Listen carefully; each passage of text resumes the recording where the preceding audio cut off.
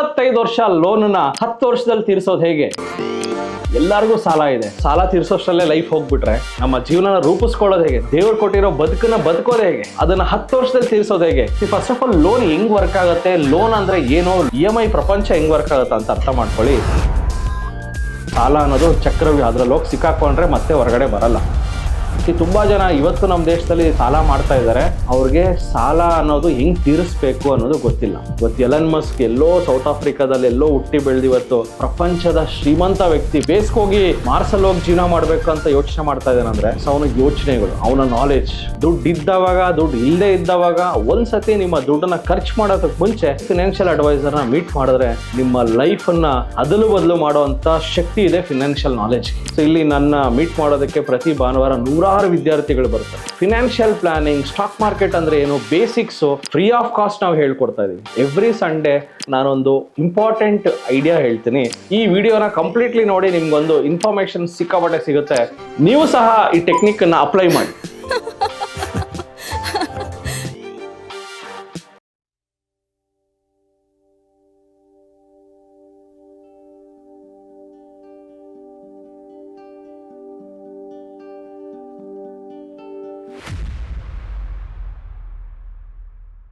ನಮಸ್ತೆ ಕರ್ನಾಟಕ, ನಾನು ನಿಮ್ಮ Manoj Kumar, SEBI registered research analyst. ನನ್ನ ಸೆಬಿ ನೋಂದಣಿ ಸಂಖ್ಯೆ INH 00002068. ಇಲ್ಲಿ ನಾವು ಕೊಡುವ ಪ್ರತಿಯೊಂದು ಮಾಹಿತಿ ಸಹ ಪ್ರೆಸೆಂಟ್ ಡೇಟಾ ಮೇಲೆ ನಿಂತಿರುತ್ತೆ. ಈ ವಿಡಿಯೋ ಕೇವಲ ಒಂದು ಎಜುಕೇಶನಲ್ ಪರ್ಪಸ್ ಆಗಿರುತ್ತೆ. ಇದು ನಿಮ್ಮನ್ನ ಪ್ರಚೋದನೆಗೊಳಿಸುವ ಉದ್ದೇಶವಂತೂ ಆಗಿರುವುದಿಲ್ಲ. ಸೊ ನಮಸ್ತೆ ಕರ್ನಾಟಕ. ಸೊ ತುಂಬಾ ಜನದ ಹತ್ರ ಹೋಮ್ ಲೋನ್ ಇದೆ, ತುಂಬಾ ಜನ ಹೋಮ್ ಲೋನ್ ಮಾಡಿದೀರಾ, ಮಾಡ್ಬೇಕಂತಾನು ಇದ್ದೀರಾ. ಮಾಡೋದಕ್ಕೆ ಮುಂಚೆ ಮಾಡಿರೋರು, ಮಾಡ್ಬೇಕಂತಿರೋರು ಈ ವಿಡಿಯೋನ ಕಂಪ್ಲೀಟ್ಲಿ ನೋಡಿ, ನಿಮ್ಗೊಂದು ಇನ್ಫಾರ್ಮೇಶನ್ ಸಿಕ್ಕಾಪಟ್ಟೆ ಸಿಗುತ್ತೆ. ಹೋಮ್ ಲೋನ್ ಮಾಡಿದ್ಮೇಲೆ ಅದನ್ನ ಬೇಗ ತೀರಿಸಬೇಕಂತ ಎಲ್ಲರಿಗೂ ಆಸೆ ಇರುತ್ತೆ. So first of all home loan ಮಾಡಿರೋ ಉದ್ದೇಶ ಏನು? ಸೊ ಮನೆ ಬೇಕು, ಸ್ವಂತ ಮನೆ ಎಲ್ಲರಿಗೂ ಬೇಕಾಗಿರುವಂತ ಬೇಸಿಕ್ ನೀಡು. ಮನೆಯವರು ಪ್ರೆಷರ್ ಹಾಕಿದ್ರು, ನೀವು ಯೋಚನೆ ಮಾಡಿದ್ರಿ ಬಾಡಿಗೆ ಮನೇಲಿ ಎಷ್ಟು ವರ್ಷ ಅಂತ ಇರೋದು, ಒಂದು ಮನೆ ತಗೊಳ್ಳೋಣ ಅಂತ ತಗೊಂಡ್ರಿ. ಎಕ್ಸಾಂಪಲ್, ನಿಮ್ಮ ಹತ್ರ ಒಂದು 50 ಲಕ್ಷ ಸಾಲ ಮಾಡಿದ್ರಿ. ರೇಟ್ ಆಫ್ ಇಂಟ್ರೆಸ್ಟ್ ಬಂದು 8%. ಸೊ 50 ಲಕ್ಷಕ್ಕೆ ಮನೆ ಬರಲ್ಲ, ಜಸ್ಟ್ ಹೇಳ್ತಾ ಇರೋದು. 50 ಲಕ್ಷ ಕೂಡಿ ಇಟ್ಟಿದ್ರಿ, ಇನ್ನೊಂದು 50 ಲಕ್ಷ ಸಾಲ ಮಾಡಿದ್ರಿ. ಇಂಟ್ರೆಸ್ಟ್ ರೇಟ್ ಬಂದು 8% ಅನ್ಕೊಳ್ಳೋಣ. 25 ವರ್ಷಕ್ಕೆ ಲೋನ್ ಹಾಕೊಂಡ್ರಿ. ಸೊ 25 ವರ್ಷಕ್ಕೆ ಲೋನ್ ಹಾಕೊಂಡ್ರೆ EMI ಬಂದು 38,000 ಆಗುತ್ತೆ. 38,000 EMIಗೆ ನೀವು ಕಟ್ಟೋದು 50 ಲಕ್ಷ ಅಸ್ಲಾದ್ರೆ ಇನ್ನು 65 ಲಕ್ಷ ಬಡ್ಡಿ ಕಟ್ಟಿರ್ತೀರಾ. ಓವರ್ ಆಲ್ ನೀವು ಎಷ್ಟು ಸಾಲ ತೀರಿಸಿರ್ತೀರ ಅಂದ್ರೆ 1,15,00,000. ತಗೊಂಡಿರೋ 50 ಲಕ್ಷ ಸಾಲಕ್ಕೆ ಆಲ್ಮೋಸ್ಟ್ ನೀವು ಪೇ ಮಾಡ್ತಾ ಇರೋದು 65 ಲಕ್ಷ ಎಕ್ಸ್ಟ್ರಾ ಕಟ್ತಾ ಇದ್ದೀರಾ. ಸರ್ ಇದು ಏನು ಸರ್, ಇದು ತಗೊಂಡಿರೋದು 50 ಲಕ್ಷಕ್ಕೆ 65,000 ಎಕ್ಸ್ಟ್ರಾ, ತುಂಬ ಜಾಸ್ತಿ ಆಯ್ತಲ್ಲ ಸರ್, ಇದನ್ನು ಕಡಿಮೆ ಮಾಡೋದು ಹೇಗೆ? ಕಡಿಮೆ ಮಾಡೋದು ಹೇಗೆ ಅಂದರೆ, ಫಸ್ಟ್ ಆಫ್ ಆಲ್ ನೀವು ಲೋನ್ ಟೆನ್ಯೂರ್ನ ಕಡಿಮೆ ಮಾಡಿಕೊಂಡ್ರು it's a very very good thing. Loan ಟೆನ್ಯೂರ್ನ 20 ವರ್ಷಕ್ಕೆ ಏನಾದ್ರು ಆದರೆ ಡೆಫಿನೆಟ್ಲಿ ಮಾಡ್ಕೊಳ್ಳಿ. ಲೋನ್ ಟೆನ್ಯೂರ್ ಕಡಿಮೆ ಮಾಡಿಕೊಂಡಷ್ಟು ನಿಮ್ಮ EMI ಸ್ವಲ್ಪ ಜಾಸ್ತಿ ಆಗ್ಬೋದು. ಒಂದು 3,000 ರೂಪಾಯಿ, ಒಂದು 3,000 ಜಾಸ್ತಿ ಆಯ್ತು EMI. ಬಟ್ ನೋಡಿ, ಆಲ್ಮೋಸ್ಟ್ 15 ಲಕ್ಷ ಉಳಿಸೋದ್ರಿ. ಸ್ವಲ್ಪ ಲೋನ್ ಟೆನ್ಯೂರ್ನ ಕಡಿಮೆ ಮಾಡ್ಕೊಂಡಿದ್ದಕ್ಕೆ. ನೆಕ್ಸ್ಟು ಸರ್, ಅಪ್ಪಿ ತಪ್ಪಿ ನಿಮ್ಗೆ ಏನಾದ್ರು ಇನ್ನೂ ಒಂದು ಲೋನ್ ಟೆನ್ಯೂರ್ ಇನ್ನೊಂದು 5 ವರ್ಷ ಕಡಿಮೆ ಮಾಡ್ಕೊಳಕ್ಕಾದ್ರೆ 15 ವರ್ಷ ಏನಾದ್ರು ಲೋನ್ ಟೆನ್ಯೂರ್ ಮಾಡಿಕೊಂಡ್ರೆ ನೀವು ಕಟ್ಟೋದು EMI ಆಲ್ಮೋಸ್ಟ್ ಇನ್ನೊಂದು 5,000 ಜಂಪ್ ಆಯಿತು. 47,000 ಸಮಥಿಂಗ್ EMI ಕಟ್ಟಬೇಕು. ಸೊ ಟೋಟಲ್ ನಿಮಗೆ, ಸೊ ಅದಕ್ಕೂ ಇದಕ್ಕೂ ಕಂಪೇರ್ ಮಾಡಿದ್ರೆ ಅಲ್ಲಿ 65 ಲಕ್ಷ ನೀವು ಬಡ್ಡಿ ತೀರಿಸ್ತಾ ಇದ್ರಿ. ಸೊ ಅಸಲು ಜೊತೆಗೆ ಬಡ್ಡಿ 65 ಲಕ್ಷ ಆಯ್ತು, ಇವತ್ತು 35 ಲಕ್ಷಕ್ಕೆ ಬಂತು. ಸೊ ಆಲ್ಮೋಸ್ಟ್ ನಿಮಗೆ 30 ಲಕ್ಷ ಉಳ್ದಂಗೆ ಆಯ್ತು. ಲೆಟ್ಸೇ 20 ವರ್ಷದಿಂದ 15 ವರ್ಷಕ್ಕೆ ನೀವೇನಾದ್ರು EMI ಕಡಿಮೆ ಮಾಡಿಕೊಂಡ್ರೆ, ಲೋನ್ ಟೆನ್ಯೂರ್ನ 5 ವರ್ಷ ಕಡಿಮೆ ಮಾಡಿಕೊಂಡ್ರೆ, so almost we can save 15-20 lakhs amount year. 15ರಿಂದ 20 ಲಕ್ಷ ಉಳಿಸ್ಬೋದು ಲೈಫಲ್ಲಿ.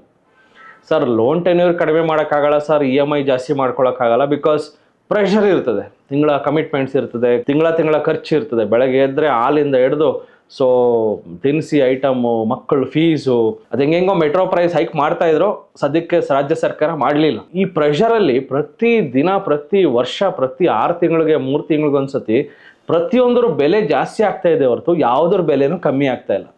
ಸೊ ಇಂಥ ಒಂದು ಸಮಾಜದಲ್ಲಿ ನಾವು ಬದುಕ್ತಾ ಇರಬೇಕಾದ್ರೆ ಡೆಫಿನೆಟ್ಲಿ ಒಂದು ಫಿನಾನ್ಷಿಯಲ್ ಪ್ಲಾನಿಂಗ್ ಅನ್ನೋದು ತುಂಬ ಅವಶ್ಯಕತೆ ಆಗುತ್ತೆ ಪ್ರತಿಯೊಬ್ಬ ಮನುಷ್ಯನಿಗೂ. ಸರ್ ಇವಾಗ ನಾನು ಟೆನ್ಯೂರ್ ಅಂತೂ ಕಡಿಮೆ ಮಾಡೋಕ್ಕಾಗಲ್ಲ. EMI ಆಸ್ ಯೂಶುವಲ್ 41,000 ಸಮಥಿಂಗ್ ಇದೆ ಸರ್, 20 ವರ್ಷ ಕಟ್ಟಲೇಬೇಕು ಸರ್. ಇದಕ್ಕೆ ಬೇರೆ ಏನಾದ್ರು ಆಲ್ಟರ್ನೇಟಿವ್ ಇದೆಯಾ? 20 ವರ್ಷ ನಾನು ಲೋನ್ ಕಟ್ಕೊಂಡೇ ಇದ್ರೆ, ಬ್ಯಾಂಕ್ಗೋಸ್ಕರ ದುಡಿತಾ ಇದ್ರೆ, ನನಗೋಸ್ಕರ ಜೀವನ ಮಾಡೋದು ಯಾವಾಗ? ನನಗೋಸ್ಕರ ಒಂದ್ ದಿವಸ ಬದುಕೋದು ಯಾವಾಗ? ಕಂಪ್ಲೀಟ್ಲಿ ಲೋನ್ ಅಂದ್ರೆ ಏನು, ಸಾಲ ಅಂದ್ರೆ ಏನು, ಶೂಲ ಅಂತ ಕರೀತಾರೆ. ಲೋನ್ ತಗೊಂಡ್ಮೇಲೆ ನಿಮ್ಗೆ ಅದು ಪ್ರೆಷರ್ ಹೆಂಗಿರುತ್ತಂದ್ರೆ, ಎವ್ರಿ ಮಂತ್ ನಿಮಗೆ ಕೆಲಸ ಇರಲಿ ಇಲ್ಲದೆ ಇರಲಿ, ಕೆಲಸ ಹೋಗಲಿ, ಕಟ್ಟಲೇಬೇಕಾ? ಒಂದು 3 ತಿಂಗಳು ನೀವು EMI ಕಟ್ಟಿಲ್ಲ ಅಂದರೆ ಏನೇನಾಗುತ್ತೆ ಯೋಚನೆ ಮಾಡಿದ್ದೀರಾ? ಸಾಲ ತಗೋಬೇಕಾದ್ರೆ ಇದು ಯಾರೂ ಯೋಚನೆ ಮಾಡಲ್ಲ. ಯಾವತ್ತು ಕ್ರಿಟಿಕಲ್ ಆಗುತ್ತಲ್ಲ ಅವಾಗ ಯೋಚನೆ ಮಾಡ್ತಾರೆ. ನೀವೇನಾದ್ರು ಸಾಲನ ಬೇಗ ತೀರಿಸ್ಬೇಕಂದ್ರೆ ನಾನೊಂದು ಇಂಪಾರ್ಟೆಂಟ್ ಐಡಿಯಾ ಹೇಳ್ತೀನಿ. ಈ ಐಡಿಯಾನ ಫಾಲೋ ಮಾಡ್ಕೊಂಡೋದ್ರೆ ಬೇಗ ಸಾಲ ತೀರಿಸ್ಬೋದು. ಹೇಗೆ? ಎಕ್ಸಾಂಪಲ್, ನೀವು ಕೆಲಸಕ್ಕೆ ಹೋಗ್ತಾ ಇದ್ದೀರಾ, ದುಡಿತಾ ಇದ್ದೀರಾ, ವರ್ಷಕ್ಕೆ ನಿಮ್ಮ ಕಂಪನಿಯಲ್ಲಿ ಏನೋ ಒಂದು ಸ್ವಲ್ಪ ಬೋನಸ್ಸಾ, ಇಲ್ಲ ಏನೋ ಒಂದು ಇನ್ಸೆಂಟಿವ್ಸಾ, ಇಲ್ಲ ನಿಮಗೆ ಬೇರೆ ಕಡೆ ಯಾವುದೋ ಒಂದು ಸ್ವಲ್ಪ ದುಡ್ಡು ಬಂತಾ, ಸೊ ಒಂದು EMIನ ಎಕ್ಸ್ಟ್ರಾ ಕಟ್ಟೋಕ್ಕಾಗತ್ತಾ? ವರ್ಷಕ್ಕೆ 12 EMI ಕಟ್ಟೋ ಬದಲು 13 EMI. ತುಂಬ ಜನ ಸರ್ ಆಗೋದೇ ಇಲ್ಲ ಸರ್ ಅಂತ ಹೇಳ್ಬೋದು, ಬಟ್ ಆಗ್ಬೋದಲ್ಲ, ಸ್ವಲ್ಪ ಜನಕ್ಕೆ ಆಗ್ಬೋದು. ಇಲ್ಲ ನಿಮ್ಮ ಕಂಪನಿಯಲ್ಲಿ ವರ್ಷಕ್ಕೊಂದು 5% ಸ್ಯಾಲ್ರಿ ಹೈಕ್ ಆಗ್ಬೋದಲ್ಲ ನಿಮ್ಮದು ವರ್ಷಕ್ಕೆ, ಬಿಕಾಸ್ ಆಫ್ ಇನ್ಫ್ಲೇಷನ್ ಲೆಕ್ಕ ಹಾಕಿದ್ರೂ ಒಂದು 5% ನಿಮ್ಮ ಸ್ಯಾಲ್ರಿ ಹೈಕ್ ಆದರೆ, ಸೊ ನೀವು EMI ಕಟ್ಟೋದನ್ನು ಒಂದು 5% ಇನ್ಕ್ರೀಸು ಮಾಡ್ಬೋದು. ಫಸ್ಟ್ ಆಫ್ ಆಲ್ ಲೋನ್ ಹೆಂಗೆ ವರ್ಕ್ ಆಗುತ್ತೆ, ಲೋನ್ ಅಂದರೆ ಏನು, ಲೋನ್ ಈ ಒಂದು EMI ಪ್ರಪಂಚ ಹೆಂಗೆ ವರ್ಕ್ ಆಗುತ್ತೆ ಅಂತ ಅರ್ಥ ಮಾಡ್ಕೊಳ್ಳಿ. ನೀವೇನಾದ್ರು 50 ಲಕ್ಷ ಸಾಲ ಮಾಡಿದ್ರೆ ನೀವು ಕಟ್ಟೋ EMI 41,822 ರೂಪಾಯಿ. 41,822ರಲ್ಲಿ ನೀವೇನು ಅನ್ಕೊಂಡಿರ್ತೀರಾ, ಅರ್ಧಕ್ಕರ್ಧ ದುಡ್ಡು ಲೋನ್ ರೀಪೇಮೆಂಟ್ಗೆ ಹೋಗುತ್ತೆ, ಇನ್ನು ಅರ್ಧ ಇಂಟ್ರೆಸ್ಟ್ಗೆ ಹೋಗುತ್ತೆ ಅಂತ ನೀವು ಅನ್ಕೊಂಡಿರ್ತೀರಾ. ಅಲ್ಲೇ ನೀವು ತಪ್ಪು ತಿಳ್ಕೊಂಡಿರೋದು. ಇಲ್ಲಿ ಅರ್ಧಕ್ಕರ್ಧ ದುಡ್ಡು ಲೋನ್ ರೀಪೇಮೆಂಟ್ಗೆ ಹೋಗಲ್ಲ, ಮೇಜರ್ಲಿ 90% ದುಡ್ಡು ಬಡ್ಡಿಗೆ ಹೋಗುತ್ತೆ. ಇದು ತುಂಬ ಜನಕ್ಕೆ ಗೊತ್ತಿಲ್ಲ. ಜಸ್ಟ್ ಇಲ್ಲಿ ಅಬ್ಸರ್ವ್ ಮಾಡಿ, ನೀವು ಕಟ್ಟೋ EMI ಸ್ಟಾರ್ಟಿಂಗಲ್ಲಿ ಲೋನ್ಗೆ ಹೋಗೋದು ಬರೀ 8,000, ಇಂಟ್ರೆಸ್ಟ್ಗೆ ಹೋಗೋದು 33,000. ಜಸ್ಟ್ ಒಂದು ಎಕ್ಸಾಂಪಲ್ ತೊಗೊಳ್ಳೋಣ. ಒಂದು 1 ಇಯರ್ ಅಂದ್ಕೊಳ್ಳೋಣ.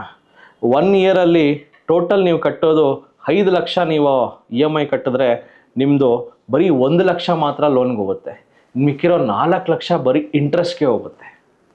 ಸೊ ಇದು ಹಿಂಗೆ ನೀವು ನೋಡ್ಕೊಂಡು ಹೋದರೆ ಜಸ್ಟ್ ಅಬ್ಸರ್ವ್ ಮಾಡಿ, ನಿಮ್ಮ ಕಟ್ಟೋ EMIಗಳೆಲ್ಲ ಫಸ್ಟು 3 ಇಯರ್ಸ್ 4 ಇಯರ್ಸ್ 5 ಇಯರ್ಸ್ ಎಲ್ಲ ಬಡ್ಡಿಗೆ ಹೋಗ್ತಾ ಇರ್ತದೆ. ಆದ್ದರಿಂದ ಆದಷ್ಟು ನೀವು ಲೋನ್ ಟೆನ್ಯೂರ್ನ ಕಡಿಮೆ ತಗೊಳ್ಳೋದೇ ಒಳ್ಳೆಯದು. ಎಕ್ಸಾಂಪಲ್, ಇನ್ನೊಂದು ಎಕ್ಸಾಂಪಲ್ ಕೊಡ್ತೀನಿ. ಲೆಟ್ಸೇ ನೀವೊಂದು 10 ಲಕ್ಷ ರೂಪಾಯಿದೊಂದು ಕಾರ್ ತೊಗೊಂಡ್ರಿ, ಬರೀ 3 ವರ್ಷ ನೀವು ಲೋನ್ ಹಾಕ್ಸ್ಕೊಂಡ್ರಿ, ಬರೀ 3 ವರ್ಷ 3 ಇಯರ್ಸ್. ನೀವು ಅಬ್ಸರ್ವ್ ಮಾಡಿದ್ರೆ ನಿಮ್ಮ EMIನ ಮೇಜರ್ ಅಮೌಂಟು ಲೋನ್ಗೆ ಹೋಗುತ್ತೆ, ಇನ್ನು ಮಿಕ್ಕಿರೋ ಕಡಿಮೆ ದುಡ್ಡು ಇಂಟ್ರೆಸ್ಟ್ಗೆ ಹೋಗುತ್ತೆ. ಅದರಿಂದ ಲೋನ್ ಟೆನ್ಯೂರ್ ಅನ್ನೋದು ಎಷ್ಟು ಇಂಪಾರ್ಟೆಂಟ್ ಅಂತ ಅರ್ಥ ಆಗ್ತಾ ಇದೆಯಲ್ಲ. ಕಡಿಮೆ ವರ್ಷಗಳಿಗೆ ನೀವು ಲೋನ್ ತೊಗೊಂಡ್ರೆ ಮೇಜರ್ ದುಡ್ಡು ಲೋನ್ ರಿಪೇಮೆಂಟ್ಗೆ ಹೋಗುತ್ತೆ, ಕಡಿಮೆ ದುಡ್ಡು ಇಂಟ್ರೆಸ್ಟ್ಗೆ ಹೋಗುತ್ತೆ. ಅದೇ ನೀವೇನಾದ್ರು ಇಲ್ಲಿ 3 ಇಯರ್ಸ್ ಬದಲು 20 ಇಯರ್ಸ್ ಮಾಡಿದ್ರೆ ಏನಾಗುತ್ತೆ ಜಸ್ಟ್ ಅಬ್ಸರ್ವ್ ಮಾಡಿ. 20 ಇಯರ್ಸ್ ಮಾಡಿದ್ರೆ ಏನಾಗುತ್ತೆ, ಲೋನ್ಗೆ ಕಡಿಮೆ ದುಡ್ಡು ಹೋಗುತ್ತೆ, ಇಂಟ್ರೆಸ್ಟ್ಗೆ ಜಾಸ್ತಿ ದುಡ್ಡು ಹೋಗ್ತಾ ಇದೆ. ಅರ್ಥ ಆಗ್ತಾ ಇದೆಯಲ್ಲ. ಇದೇ ವೆರಿ ವೆರಿ ಇಂಪಾರ್ಟೆಂಟ್ ಪಾಯಿಂಟ್. ನೀವು ಸಾಲ ತಗೊಳ್ಳೋಕೆ ಮುಂಚೆ ಇದನ್ನೆಲ್ಲ ಯೋಚನೆ ಮಾಡಬೇಕು. ತುಂಬ ಜನ ಇವತ್ತು ನಮ್ಮ ದೇಶದಲ್ಲಿ ತುಂಬ ಜನ ಸಾಲ ಮಾಡ್ತಾ ಇದ್ದಾರೆ, ಅವ್ರಿಗೆ ಸಾಲ ಅನ್ನೋದು ಹೆಂಗೆ ತೀರಿಸ್ಬೇಕು ಅನ್ನೋದು ಗೊತ್ತಿಲ್ಲ. ಇದಂದ್ರೆ ಚಕ್ರವ್ಯೂಹ. ಸಾಲ ಅನ್ನೋದು ಚಕ್ರವ್ಯೂಹ, ಅದ್ರಲ್ಲಿ ಹೋಗಿ ಸಿಕ್ಕಾಕೊಂಡ್ರೆ ಮತ್ತೆ ಹೊರಗಡೆ ಬರಲ್ಲ. ಅದರಿಂದ ಹೊರಗಡೆ ಬರೋದು ಹೇಗೆ ಅಂತ ಒಂದು ಐಡಿಯಾ ಕೊಡ್ತಾ ಇದ್ದೀನಿ. ಎಕ್ಸಾಂಪಲ್, ನೀವೇನಾದರೂ ಮತ್ತೆ 50 ಲಕ್ಷ ಸಾಲ ಇಲ್ಲಿ ಹಾಕ್ತಾ ಇದ್ದೀನಿ, 50 ಲ್ಯಾಕ್ಸ್ 20 ಇಯರ್ಸ್. ಒಂದೇ ಒಂದು EMIನ ಎಕ್ಸ್ಟ್ರಾ ನೀವು ಕಟ್ಟಿದ್ರೆ ಏನಾಗುತ್ತೆ ನೋಡಿ. ವರ್ಷಕ್ಕೆ 12 EMI ಬದಲು 13 EMI ಏನಾದ್ರು ಕಟ್ಟಿದ್ರೆ ನೀವು ಸಾಲನ ನೋಡಿ ಯಾವಾಗ ತೀರಿಸ್ತೀರಾ. 20 ಇಯರ್ಸ್ ಇದ್ದಿದ್ದ ಸಾಲ ನೀವು 199 EMI 200 EMIಗೆ ಕ್ಲೋಸ್ ಆಗುತ್ತೆ. 16.7 ಇಯರ್ಸ್, ಒಂದು 17 ವರ್ಷ, ಇನ್ನು 3 ವರ್ಷ ಕಮ್ಮಿ ಆಯಿತು ನೋಡಿ. 20 ವರ್ಷ ಸಾಲ ತೀರಿಸೋ ಬದಲು 17 ವರ್ಷಕ್ಕೆ ಸಾಲ ತೀರಿಸ್ಬೋದು ನೋಡಿ. 3 ವರ್ಷ ಕಮ್ಮಿ ಆಯ್ತಲ್ಲ. 20 ವರ್ಷ ಕಟ್ಟಬೇಕಲ್ಲ ಸರ್, ಹೆಂಗೆ ಸರ್ ಕಟ್ಟೋದು ಅಂತ ಇದ್ದಾರಲ್ಲ. ನೋಡಿ ಸರ್, 6 ವರ್ಷ ಕಡಿಮೆ ಆಯಿತು ನೋಡಿ ಸರ್. 14 ವರ್ಷಕ್ಕೆ ನಿಮ್ಮ ಸಾಲ ತೀರಿಸ್ಬೋದು. ಏನು ಮಾಡಬೇಕು, ವರ್ಷಕ್ಕೆ 2 ಕಂತನ್ನು ಎಕ್ಸ್ಟ್ರಾ ಕಟ್ಟಬೇಕು. 2 EMI ಹೆಂಗೆ ಸರ್ ಕಟ್ಟಲಿ ಅಂದರೆ ಸ್ಕಿಲ್ ಕಲೀರಿ. ತುಂಬ ಜನ ಏನಂದರೆ ಸಬ್ಜೆಕ್ಟ್ ಕಲಿತಾರೆ, ಸಬ್ಜೆಕ್ಟ್ ಓದುತ್ತಾರೆ, ಥಿಯರಿ ಚೆನ್ನಾಗಿ ಓದ್ತಾರೆ, ಓದ್ಬಿಟ್ಟು ಅಲ್ಲಿ ಹೋಗ್ಬಿಟ್ಟು ಸೊ ಥಿಯರಿನ ಅದೇ ಥರ ಏನು ನಡೀತಾ ಇದೆಯೋ ಕಂಪ್ಯೂಟ್ರಲ್ಲಿ ಕೆಲಸ ಮಾಡ್ಕೊಂಡು ಹಂಗೆ ಇರ್ತಾರೆ. ಒಂದು ಸ್ವಲ್ಪನೂ ಔಟ್ ಆಫ್ ದಿ ಬಾಕ್ಸ್ ಹೋಗಿ ಯೋಚನೆ ಮಾಡಿ, ಒಂದು ಸೆಕೆಂಡ್ರಿ ಇನ್ಕಮ್ ಮಾಡ್ಕೊಳ್ಳೋದು ಹೇಗೆ. 2 EMI ಎಕ್ಸ್ಟ್ರಾ ಕಟ್ಟಿದ್ರೆ ನಿಮ್ಮ ಲೋನ್ ಟೆನ್ಯೂರ್ 20 ವರ್ಷ ಇರೋದು 14 ವರ್ಷ ಬರುತ್ತೆ. ಯೋಚನೆ ಮಾಡಿ. Definitely I think it is definitely possible. ಇಲ್ಲ ಸರ್ ಇನ್ನೇನು ಮಾಡ್ಬೋದು. Example, 2 EMI ಕಟ್ಟೋಕ್ಕಾಗಲ್ಲ. ಪ್ರತಿಯೊಬ್ಬರ ಸಂಬಳ ವರ್ಷದಿಂದ ವರ್ಷಕ್ಕೆ ಒಂದು 5% ಆದರೂ ಇನ್ಕ್ರೀಸ್ ಆಗುತ್ತಾ ಯೋಚನೆ ಮಾಡಿ. ಸ್ವಲ್ಪ ಜನ 10% ಹೈಕ್ ಆಗಿರೋದು ನೋಡಿದ್ದೀನಿ. 10%, 15% ಹೈಕೆಲ್ಲ ಸಿಗುತ್ತೆ ಕಂಪ್ನಿಯಲ್ಲಿ. ನಿಮ್ಮ ಲೋನ್ ಟೆನ್ಯೂರ್ನ ಸೇಮ್ 20 ಇಯರ್ಸ್ ಇಟ್ಕೊಂಡು ಎವ್ರಿ ಇಯರ್ EMIನ 5% ಇನ್ಕ್ರೀಸ್ ಮಾಡ್ಕೊಂಡು ಹೋಗ್ತಾ ಇದ್ರೆ ಸೊ 12 ವರ್ಷಕ್ಕೆ ನಿಮ್ಮ ಲೋನು ತೀರುತ್ತೆ. 8 ವರ್ಷ ಕಡಿಮೆ ಆಯಿತು ನೋಡಿ. ಎಕ್ಸಾಂಪಲ್ 10% ಇನ್ಕ್ರೀಸ್ ಮಾಡ್ಕೊಂಡು ಹೋಗ್ತೀನಿ ಇ ಎಮ್ ಐನ. ವರ್ಷಕ್ಕೆ 10% just like step up E M I ಅಂತ ಕರೀತಾರೆ. It is a miracle. So 20 ವರ್ಷ ಸಾಲ ತೀರಿಸೋ ಬದಲು 10 ವರ್ಷಕ್ಕೆ ತೀರಿಸ್ಬೋದು. ಮೇಜರ್ಲಿ ಇಲ್ಲಿ ಲೋನ್ ಮಾಡಿದವಾಗ ಮೇನ್ ಪ್ರಾಬ್ಲಮ್ ಏನಾಗತ್ತಂದರೆ major portion of your money will go to only interest. ಬರೀ ಇಂಟ್ರೆಸ್ಟ್ಗೆ ಹೋಗುತ್ತೆ. ಎಲ್ಲಿವರೆಗೂ ಇಂಟ್ರೆಸ್ಟ್ ಜಾಸ್ತಿ ಹೋಗುತ್ತೆ, ಲೋನ್ಗಿಂತ ಇಂಟ್ರೆಸ್ಟ್ ಜಾಸ್ತಿ ಎಷ್ಟು ವರ್ಷ ಹೋಗುತ್ತೆ ನೋಡೋಣ ಬನ್ನಿ. ಅದು ವೆರಿ ಇಂಟ್ರೆಸ್ಟಿಂಗ್ ಫ್ಯಾಕ್ಟರ್ಗೆ. ಲೆಟ್ಸೇ ಇಲ್ಲಿ ನಾನು 0 ಹಾಕಿರ್ತೀನಿ, ಎಕ್ಸ್ಟ್ರಾ ಇ ಎಮ್ ಐನೂ ಕಟ್ಟಲ್ಲ ಅಂದ್ಕೊಳ್ಳೋಣ. ಎಷ್ಟು ವರ್ಷ ನೀವು ಬರೀ ಬ್ಯಾಂಕ್ಗೋಸ್ಕರ ಜಾಸ್ತಿ ದುಡ್ಡು ಕೊಡ್ತಾ ಇದ್ದೀರಾ, ನಿಮ್ಮ ಸಾಲನ ತೀರಿಸದೆ ಬರೀ ಬ್ಯಾಂಕ್ಗೆ ದುಡ್ಡು ಕೊಡ್ತಾ ಇದ್ದೀರಾ ಅಂತ ಚೆಕ್ ಮಾಡೋಣ. 41,822 ಇ ಎಮ್ ಐಯಲ್ಲಿ ಬರೀ ಲೋನ್ಗೆ ಹೋಗ್ತಾ ಇರೋದು 8,000. ಇಂಟ್ರೆಸ್ಟ್ ಸಾಲನ ಜಾಸ್ತಿ ತೀರಿಸ್ತಾ ಇದ್ದೀರಾ. ಇಂಟ್ರೆಸ್ಟ್ಗಿಂತ ಸಾಲ ಯಾವಾಗ ಜಾಸ್ತಿ ತೀರಿಸ್ತಾ ಇದ್ದೀರಾ ಅಂದರೆ 10 ವರ್ಷ ಅನ್ಕೊಳ್ಳಿ, ರಫ್ಲಿ 10 ವರ್ಷ 120 130 ಇ ಎಮ್ ಐ ಕಟ್ಟಿದ ಆದಮೇಲೆ ನೋಡಿ 240 ಇ ಎಮ್ ಐ ತಾನೆ. 240 ಇ ಎಮ್ ಐಯಲ್ಲಿ 140 ಇ ಎಮ್ ಐ ನೀವು ಏನು ಕಟ್ಟಿದ್ದೀರ ಹೇಳಿ, ಜಾಸ್ತಿ ಇಂಟ್ರೆಸ್ಟೇ ಕಟ್ಟಿದ್ದೀರ. ಫಸ್ಟು 10 ಇಯರ್ಸ್ ನಿಮ್ದೆಲ್ಲ ಬರೀ ಬಡ್ಡಿಗೆ ಹೋಗಿದೆ. 10 ಇಯರ್ಸ್ ಆದಮೇಲೆ ಲೋನ್ ರೀಪೇಮೆಂಟ್ ಜಾಸ್ತಿ ಆಗ್ತಾ ಇದೆ, ಬಡ್ಡಿ ಕಡಿಮೆ ಆಗ್ತಾ ಇದೆ. ಸೊ ಅದರಿಂದ ಸಾಲ ಮಾಡೋದಕ್ಕೆ ಮುಂಚೆ ತುಂಬ ಇದನ್ನೆಲ್ಲ ಯೋಚನೆ ಮಾಡಿ ಸಾಲ ಮಾಡಿ ಅಂತ ಹೇಳ್ತೀನಿ. ಪ್ಲ್ಯಾನಿಂಗ್ ಮಾಡಿ, ಫಿನಾನ್ಷಿಯಲ್ ಪ್ಲ್ಯಾನಿಂಗ್ ಮಾಡಿ. ಒಂದು ಸತಿ ಆದರೂ ನಿಮ್ಗೆ ಏನಾದ್ರು ಸಾಲ ಮಾಡೋದಕ್ಕೆ ಮುಂಚೆ ಒಂದು ಸತಿ ಫಿನಾನ್ಷಿಯಲ್ ಅಡ್ವೈಸರ್ನ ಮೀಟ್ ಮಾಡಿ. So I am a SEBI registered research analyst. So ಇಲ್ಲಿ ನನ್ನ ಮೀಟ್ ಮಾಡೋದಕ್ಕೆ ಪ್ರತಿ ಭಾನುವಾರ 100 ವಿದ್ಯಾರ್ಥಿಗಳು ಬರ್ತಾರೆ.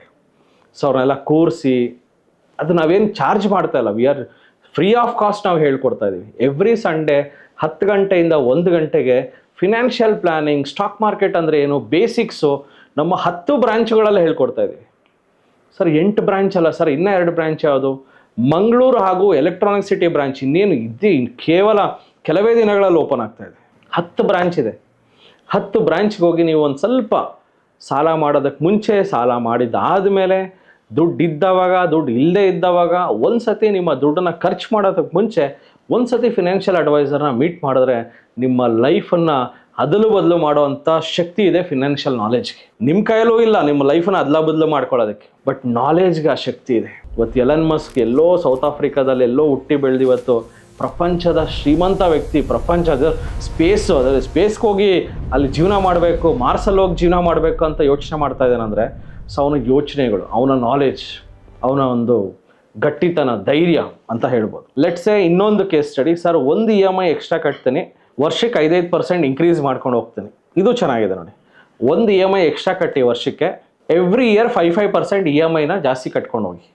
ಈ ಥರ ಮಾಡಿದ್ರು 11 ವರ್ಷಕ್ಕೆ ನಿಮ್ಮ ಲೋನ್ ತೀರ್ಬಿಡುತ್ತೆ. 11 ವರ್ಷಕ್ಕೆ ಬರ್ಡನ್ನ ಕಡಿಮೆ ಮಾಡ್ಕೋಬೋದಲ್ಲ, ಯೋಚನೆ ಮಾಡಿ. ಸರ್ ಇನ್ನು ಬೇರೆ ಏನಾದ್ರು ಆಪ್ಷನ್ ಇದೆಯಾ ಅಂತಲೂ ಕೇಳ್ತಾ ಇದ್ದೀರಾ. ಸೊ ಸ್ಟಾಕ್ ಮಾರ್ಕೆಟ್ ರಿಲೇಟೆಡು ಇನ್ನೊಂದು ಬೆಸ್ಟ್ ಆಪ್ಷನ್ ಅಂತ ಹೇಳ್ಬೋದು ಅಂದರೆ, ಸರ್ ಇವತ್ತು 50 ಲಕ್ಷ ನಾನು ಸಾಲ ಮಾಡಿದ್ದೀನಿ, ಬ್ಯಾಂಕ್ಗೆ ನಾನು ತೀರಿಸೋದು ಹತ್ರ 1 ಕೋಟಿ. ಅದು ನಿಮ್ಗೆ ಗೊತ್ತಿದೆ. ಆ 1 ಕೋಟಿನ ಮತ್ತೆ ವಾಪಸ್ ಪಡ್ಕೋಬೇಕಲ್ಲ ಸರ್, ನಾನೇನು ಮಾಡಲಿ ಸರ್ ಅಂತ ನೀವು ತುಂಬ ಜನ ಕೇಳ್ತಾ ಇದ್ದೀರಾ. ಸರ್ ಇವತ್ತು 50 ಲಕ್ಷ ಸಾಲ ಮಾಡಿಬಿಟ್ಟಿದ್ದೀನಿ, ಬ್ಯಾಂಕ್ಗೆ 1 ಕೋಟಿ ತೀರಿಸ್ತಾ ಇದ್ದೀನಿ. ಆ 1 ಕೋಟಿನೂ ವಾಪಸ್ ಬೇಕು ಅಂದರೆ ಇನ್ನೊಂದು ಆಪ್ಷನ್ ಇದೆ, ಅದೇ SIP. ಲೆಟ್ಸೇ ನಿಮ್ಮ ಇ ಎಮ್ ಐ ಬಂದು 41,822 ರೂಪಾಯಿ ಇ ಎಮ್ ಐ ಇದೆ, ಕರೆಕ್ಟಾ?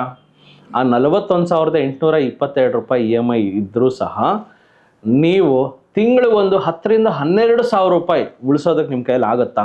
ಎಕ್ಸ್ಟ್ರಾ ದುಡ್ಡು ನಾನು ಹೇಳ್ತಿರೋದು. ಅಂದರೆ ನಿಮ್ಮ ಇ ಎಮ್ ಐ ಏನು ಅಂದ್ಕೊಳ್ಳಿ, 52,000 ಅಂತಲೇ ಅಂದ್ಕೊಳ್ಳಿ. ನಿಮ್ಮ ಇ ಎಮ್ ಐ 42 ಅಲ್ಲ 52 ಅಂತ ಅಂದ್ಕೊಂಡು ಜೀವನ ಮಾಡಿ, ಏನಂತೆ? ಸೊ ಇನ್ನು ಮಿಕ್ಕಿರೋ 10,000 ಏನು ಮಾಡಲಿ ಸರ್? ಅದು 42 ಅಲ್ಲಿ ಕಟ್ತೀನಿ, ಇನ್ನು 10 ಏನು ಮಾಡಲಿ sir? Systematic investment plan, Nifty 50, Nifty 100, mid cap 100 and small cap 250, ಇಷ್ಟರಲ್ಲಿ ನೀವು ಇನ್ವೆಸ್ಟ್ ಮಾಡಿದ್ರೂ ಸಾಕು. ನೆಕ್ಸ್ಟ್ 20 ಇಯರ್ಸಲ್ಲಿ ನೀವು ಕಟ್ಟೋದು ಪ್ರತಿ ತಿಂಗಳು 10,000, ಪ್ರತಿ ತಿಂಗಳು 10,000 ಕಟ್ಕೊಂಡು ಹೋಗ್ತಾ ಇದ್ದೀರಾ. ನೆಕ್ಸ್ಟ್ 20 ಇಯರ್ಸ್ ಆಗೋಷ್ಟರಲ್ಲಿ ನಿಮ್ಮ ಹತ್ರ ಎಷ್ಟು ದುಡ್ಡಿರುತ್ತೆ? ಎವ್ರಿ ಮಂತ್ 10,000 ನೀವು ಉಳಿಸ್ತಾ ಇದ್ದೀರಾ. ನಿಮ್ಮ ಇ ಎಮ್ ಐ 42 ಅಲ್ಲ 52 ಅಂದ್ಕೊಂಡು ಪ್ರತಿ ತಿಂಗಳು 10,000 ಕಟ್ತಾ ಇದ್ದೀರಾ. ಸೊ 20 ವರ್ಷಗಳಲ್ಲಿ, ಸೊ ಇಲ್ಲಿ ಕಾಂಪೌಂಡ್ ಫ್ರೀಕ್ವೆನ್ಸಿ ಇಯರ್ಲಿ ಹಾಕ್ಕೊಳ್ಳೋಣ. ಸೊ 20 ವರ್ಷಗಳಲ್ಲಿ 15% ರಿಟರ್ನ್ಸ್ ಹಾಕ್ಕೊಂಡಿದ್ದೀನಿ.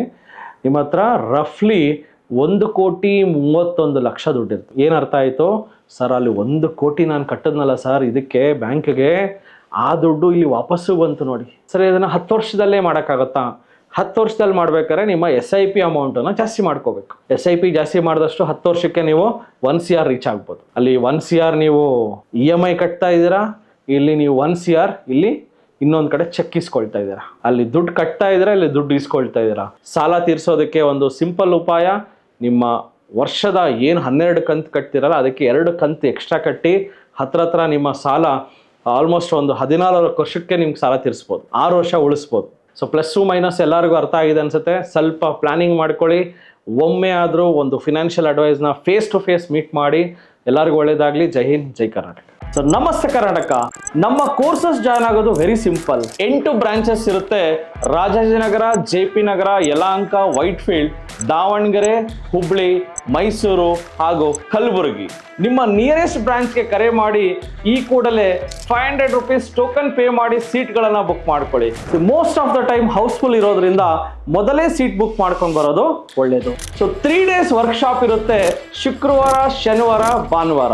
ಶುಕ್ರವಾರ 10 ಗಂಟೆಯಿಂದ 2 ಗಂಟೆ, ಶನಿವಾರ 10 ಗಂಟೆಯಿಂದ 5 ಗಂಟೆ, ಭಾನುವಾರ 10 ಗಂಟೆಯಿಂದ 5 ಗಂಟೆ. ನಿಮಗೆ ಸ್ಟಾಕ್ ಮಾರ್ಕೆಟ್ ಬಗ್ಗೆ ಏನೂ ಗೊತ್ತಿಲ್ಲ ಅಂದ್ರೂ ಪರವಾಗಿಲ್ಲ, ನಾವು ನಿಮಗೆ ಕಲಿಸ್ತೀವಿ. ಸೊ ಯಾರ್ಯಾರು ನಮ್ಮ ಸ್ಟಾಕ್ ಮಾರ್ಕೆಟ್ ವರ್ಕ್ಶಾಪ್ ಇನ್ನೂ ಅಟೆಂಡ್ ಮಾಡಿಲ್ವೋ ನಿಮ್ಗೊಂದು ಸುವರ್ಣ ಅವಕಾಶ ಇದೆ. ಪ್ರತಿ ಭಾನುವಾರ 10 ಗಂಟೆಯಿಂದ 1 ಗಂಟೆಗೆ 8 ಬ್ರಾಂಚ್ಗಳಲ್ಲಿ ಒಂದು ಐ ಓಪನರ್ ವರ್ಕ್ಶಾಪ್ ಸಹ ಮಾಡ್ತೀವಿ. ಬೆಳಗ್ಗೆ 10 ಗಂಟೆಯಿಂದ 1 ಗಂಟೆಗೆ. ಪ್ರತಿ ಶುಕ್ರವಾರ 4 ಗಂಟೆಯಿಂದ 6 ಗಂಟೆಗೆ ಫ್ರೀ ಫಿನಾನ್ಷಿಯಲ್ ಪ್ಲಾನಿಂಗ್ ಕ್ಲಾಸಸ್ ಸಹ ಇರುತ್ತೆ. ಲರ್ನಿಂಗ್ ಅಲ್ಲಿ ಎಲ್ಲಿ ತೆಗೆದ್ರೆ you will start earning. So TD academy ಭಾರತದ ಅತಿ ದೊಡ್ಡ ಷೇರು ತರಬೇತಿ ಕೇಂದ್ರ. 10,000 ಚದರ ಅಡಿ ಆಫೀಸ್ ಒಳಗೊಂಡಿದೆ. 60 ಮಂದಿ ಸಿಬ್ಬಂದಿ ಇದ್ದಾರೆ ನಿಮಗೆ ಸ್ಟಾಕ್ ಮಾರ್ಕೆಟ್ ಬಗ್ಗೆ ಪ್ರಾಕ್ಟಿಕಲ್ ಆಗಿ ಟ್ರೈನಿಂಗ್ ಕೊಡೋದಕ್ಕೆ. ಇನ್ನೇಕೆ ತಡ, ಫಿನಾನ್ಷಿಯಲ್ ಫ್ರೀಡಮ್ ಪಡ್ಕೋಬೇಕಾ? ಸೊ ಡೆಫಿನೆಟ್ಲಿ ಕಲಿಸೋದಕ್ಕೆ ನಾವು ರೆಡಿ ಇದ್ದೀವಿ, ಕಲಿಯೋದಕ್ಕೆ ನೀವು ರೆಡಿ ಇದ್ದೀರಾ? ಈ ವಾರ ನಿಮ್ಮ ಬ್ರಾಂಚಲ್ಲಿ ಬಂದು ನಾನು ಪಾಠ ಮಾಡ್ತಾ ಇದ್ದೀನಿ. ಸಿಗೋಣ ಫೇಸ್ ಟು ಫೇಸ್ ಇದೇ ಶುಕ್ರವಾರ. ಸೊ ಸ್ಟಾಕ್ ಮಾರ್ಕೆಟ್ ಬಗ್ಗೆ ನಿಮಗೆ ಗೊಂದಲವಿದೆಯಾ? ಯಾವುದೇ ರೀತಿಯ ಪ್ರಶ್ನೆಗಳಿರಲಿ, ಕನ್ಫ್ಯೂಷನ್ ಇರಲಿ, ಅದಕ್ಕೆ ಕ್ಲಾರಿಟಿ ಕೊಡೋದಕ್ಕೆ TD ಅಕಾಡೆಮಿಯ ಗ್ರಾಹಕ ಸೇವಾ ಸಿಬ್ಬಂದಿ ಜೊತೆಗೆ ಈ ಕೂಡಲೇ ಕರೆ ಮಾಡಿ ನಿಮ್ಮ ಪ್ರಶ್ನೆಗಳಿಗೆ ಉಚಿತವಾಗಿ ಸಲಹೆಗಳನ್ನು ಪಡೆಯಿರಿ. Thank you. Jai Hind, Jai Karnataka.